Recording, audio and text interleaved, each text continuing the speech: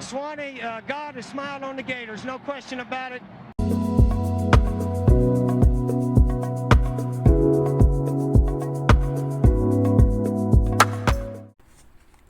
Hey, what's going on, Gator fans? So this video, we're going to be talking about Rueben Chinyelu. I know this news kind of dropped a little while ago that Rueben Chinyelu was coming back for the men's basketball team. And I know this news dropped about a couple of weeks ago, but the University of Florida, the Florida Gators website, made a post on their website, and Chinyelu gave his reasoning for why he came back. So I kind of wanted to talk about that here.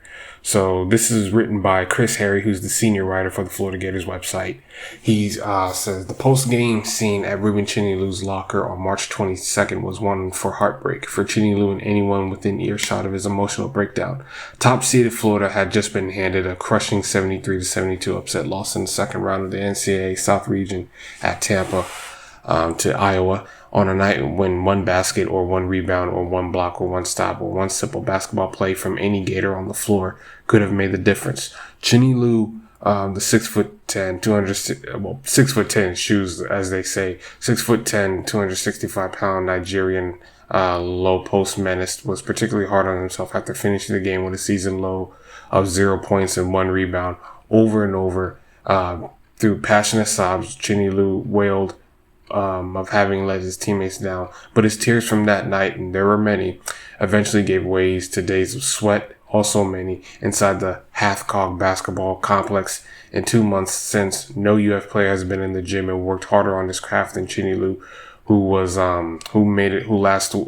saying the week before this article, made it clear that he was going to return to the Gators 2026 through 2017 when he pulled out of the NBA pre-draft process and committed to playing his senior season. Chinyelu, or Big Freaky as some of his teammates and coaches call him, took a few moments this week to speak about the decision to put his professional career on hold, a choice that apparently wasn't that difficult, especially after Alex Condon and Thomas Hogg, his front court partners, who won 63 games together, plus both national and Southeastern Conference championships the last 2 seasons, opted to do the same. It wasn't hard because to me, it's just putting yourself in the right position, Chinyelu said. Coming back to play with this amazing group and getting to play with my boys one more time is something that's beautiful.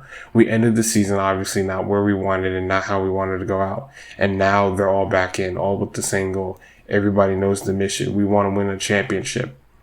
Remember how hard it was to win the national title in 2025? The comebacks, the clutch shots, the defense. Well, this one might be even harder given the pressure and expectations that will come back with a team boasting as many as 7 players, 4 of them key rotational guys, off that national championship squad winning in 2025.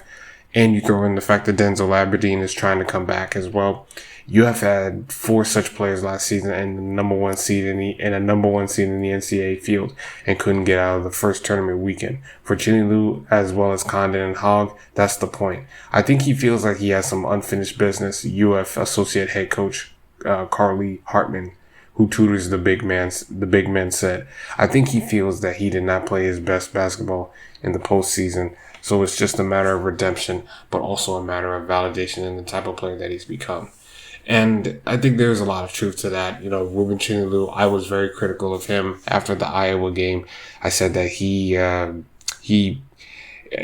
the troubles that he was having early in the season when he was having foul trouble and wasn't, he was playing well, but he kept putting himself in foul trouble as well. He was being very undisciplined with his energy, and that kind of hurt Florida because when you go back to the final moments of that game and that loss to Iowa, UF could not have his presence out there on the court when Iowa was looking to defend that last shot because now the floor was going to be spread out more because Chinyelu was doing a very good job of covering the Iowa big man who nailed the game-winning 3-pointer. And to me, having Chinyelu come back will allow Hogg and Condon to play the game that they are able to play, and it can Florida can really exercise the depth that they have at the guard and forward position because of his having Chinyelu there underneath the center. And as bad as that loss was, I don't think it really I don't think it made the season for Florida any less fun to watch. They did a great job in beating Kentucky 3 consecutive times and beating the SEC competition in the fashion that they did. It just allowed. It was just a fun time for UF to really build off of what they did in the 2025 season. I'm sorry if you hear me typing on my phone right now. It's just that my computer is acting up. I'm recording the audio on my phone, so I'm just gonna on my phone, but because of the computer right here. But I'll just have to finish the article from my phone. Okay, so this type of player. I'm still reading from the website.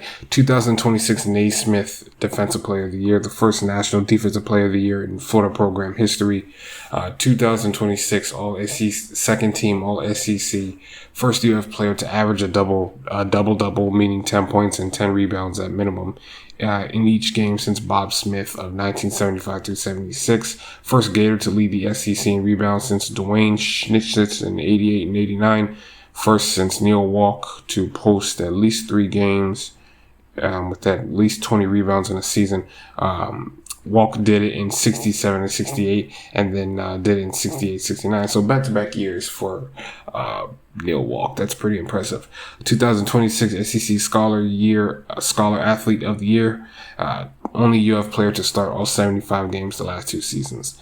Only Chinyelu for the second straight spring went through the NBA evaluation process, but this year he took his flirtation all the way to the combine and performed well in testing and scrimmages. Not only he had a 14-point, 15 rebound effort against what amounted to a college all-star game, but also raised some eyebrows when he went 11 for 25 in a 3-point shooting drill. Note: Chinyelu is 0 for 2 all time from the arc as a player, with both misses coming last season. But that's also because you didn't really see him.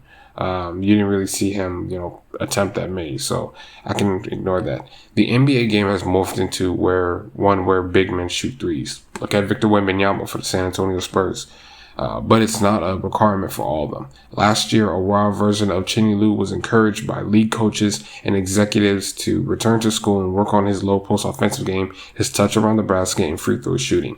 That is something I will say that I also kind of critiqued him a little bit. I think if he gets better at finishing in the rim on the offensive side of the ball, he will become just an all-around monster. I've always said that Chinyelu kind of doesn't do a great job of finishing at the rim. But he's great on the defensive side, as we all know. He markedly improved those individual phases during his junior season. The spring and summer will be more of the same. His main game is defense. He's a natural on that end, Torian Green said. So we're working on that, but also mixing in on some other things that will matter specifically to the Gators in 2026 through 27. That's why Chinyelu gets his dose of 3-pointers during individual sessions, not with the intent of jacking a bunch, but being ready. With another year of experience and maturity, he'll make another jump. But we're also thinking about how teams are going to play us this year, Green said. Teams are going to try to keep us out of the paint and dare us to shoot. Sometimes he'll have to flash up to the top, and his defender, I'm sure, will sit back and try to take away the high-low. If he's going to get a couple of wide open looks out there, we want him to be comfortable with it without sacrificing his specialty. Defend and rebound. That's what I do, Chinyelu said.